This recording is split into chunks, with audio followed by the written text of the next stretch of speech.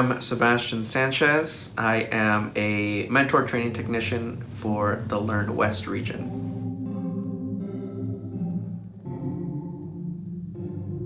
My best day as a behavior technician, I remember it very fondly. It was one of my very first client that I started working with. He was non-vocal but verbal. Did a lot of face pulling, things along those lines. Not what we wanted him to use. He was using an AST device. And after about 6-7 months of like heavy duty rapport building and just kind of creating a fun learning environment for him, he was able to walk up to his mom and say, "Mom, I want fries," with his AAC device. So that was really great. That's probably one of the best days, just because we were working on it for a long time, and he was able to use that skill and generalize that. So that was awesome. And mom was like almost cried because it's just easy, right? It's easier she knew now that when he was being babysat or at a school or something and he really needed something, he could start requesting now. So that was really great.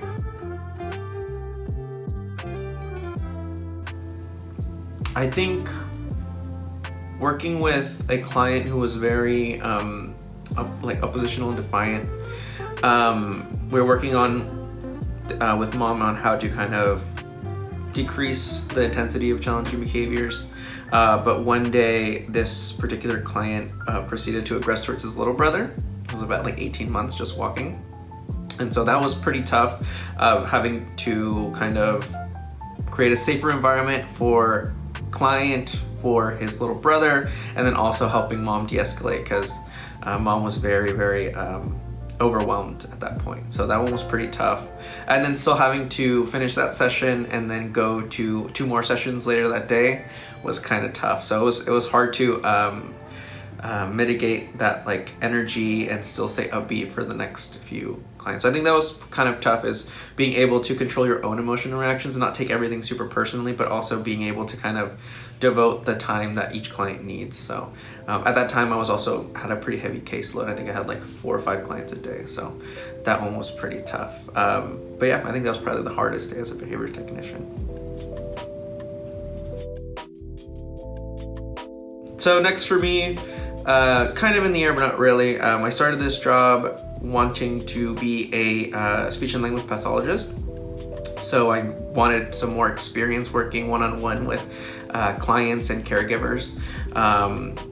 So that's, I think, the next step, going into my master's program for speech and language pathology. So that's kind of what I'm looking forward to. But I also do want to eventually maybe get my BCBA, because I know, I remember in my undergrad when I was helping some clinical fellows, we would sometimes have sessions for 30 minutes, an hour, and especially with some children or just clients that engage in a lot of challenging behaviors, it was essentially 28 minutes of challenging behavior and 2 minutes of a little bit of speech therapy. And so I really do truly believe in ABA and how much it helps just quality of life and decreasing challenging behaviors to improve just learning, right? So I do want to incorporate a little bit of ABA into when I do become a speech therapist. So maybe BCBA and speech therapist, so we'll see. So my advice to somebody becoming a BT is to, first of all, not take things personally. I know we say that a lot throughout the trainings, and it's kind of around in a lot of different fields. But I think when you're choosing to work with just any person, especially with some of our client base who have learned some challenging behaviors, that it's not so much personal attack from them. It's like that's just something that they've learned that's been easy and it's met their basic needs. So I think it's really important to kind of look at the bigger picture and think of, what can I do this day to make their quality of life a little bit better, right? And not just client as well as caregiver, right? I think also starting this job, you don't really think about caregiver as much, right? Especially if you're thinking about like clinic-based or learning center-based, you might not see a caregiver every day. But when you go in home, it's way different. You're stepping into their world.